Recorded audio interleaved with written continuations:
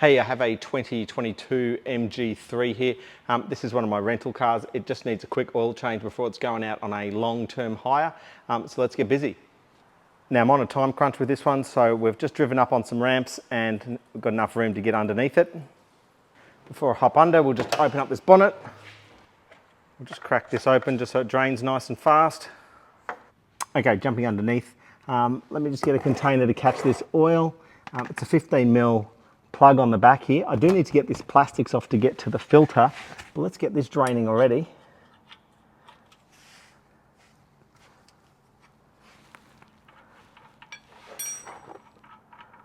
While that's draining, I'm just going to get those 10mm bolts that secure this shield in place. Just be aware there's a little sneaky one up in here as well.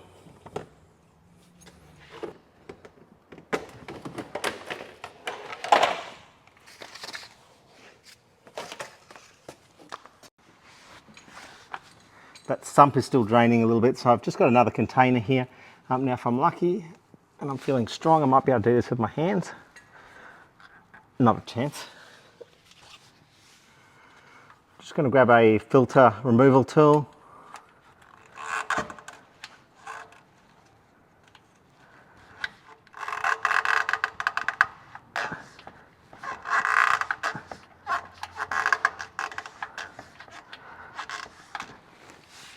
Once it moves a little bit, it's fine.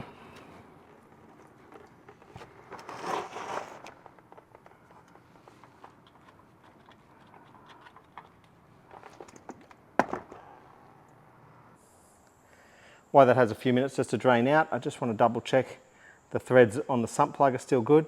Now this has a copper washer. Look, you can get away with using that several times. But I'll just clean that up, ready to reinstall. Now I'm using genuine MG parts here. I actually find these often cheaper than the Ryco ones that I can get. So these are straight from the dealer. We've got a bit of Chinese writing that says probably oil filter. Clean seating area, apply film of oil, use tool, tighten to about 20 Newton meters or about 3/4 of a turn after gasket contact. Clean working surface, fill oil, start engine, check for leaks. That's exactly what I'm about to do. Now, quick note here, because this filter sits in that orientation, not on the side or anything like this, I am actually just going to fill it up. It is good practice to be able to do this where possible. A lot of cars you just can't, but let's just put a bit of oil in here. I'll use this bit of oil just to make sure that the seal is nice and slippery as well. So let's duck back underneath. Okay, still getting a couple of drips out of it, but let's keep moving because we don't have all day. Just spray this clean as well.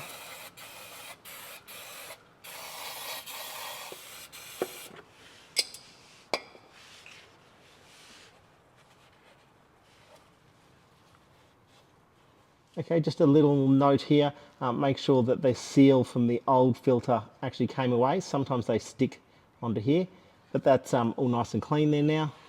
Still nice and oily on this seal here, and remember it's pretty well half filled with oil, so you don't want to tip it out. Let's just run it on. 20 Newton meters if you've got the tool that fits on there, or about another 3/4 of a turn. Look, I've been doing this for a while, so kind of know how tight is tight for these.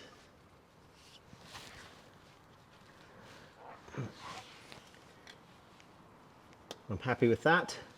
Now we are still getting a couple of little drips out of here. Look, you could wait all day and still get little drips. At some point you've just got to call it. So we're going to say right there. Let's get the sump plug back in. Now, look, I'm not going to torque this up. I kind of know what feels right for these. Happy with that. Let's give it a final clean off.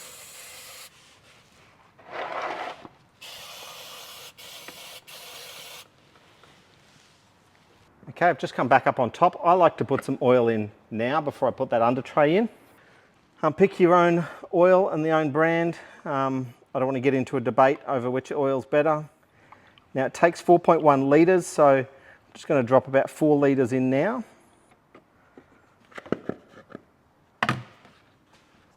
Let's throw that cap back on. Okay, let's start it up. Okay, we're now up and running. Now really there's two places where this could be leaking.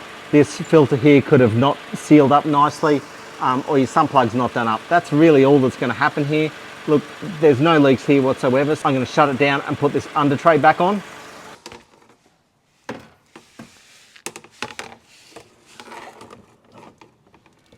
Okay, just slide the front edge up first. Just running some bolts in just loosely, finger tight, till everything's lined up.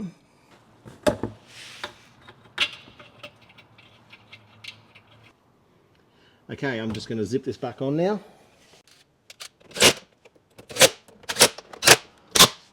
Okay, now that we've started up, we've settled it back down, let's just double check this dipstick. So we'll clean it right off. We're looking for the maximum is at that top hole, minimum's there, so we should be right up near here.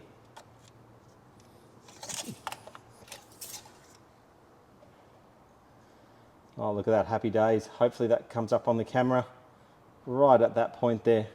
Happy with that? Okay, so the next thing I want to do here is reset the service light. So we'll turn the ignition on. On the left-hand stalk here, you can press it and cycle through a number of different functions. Now it says 0, that's saying how many kilometres I've got left until I should service it. Look, this was overdue. So the next thing we need to do is press the button and at the same time flash the headlights.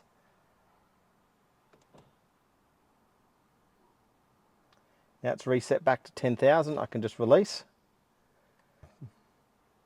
Hey, that was a nice, quick, easy one for the end of the day. If you've got any comments, questions, concerns, make sure you write them down below and be sure to check out some other videos.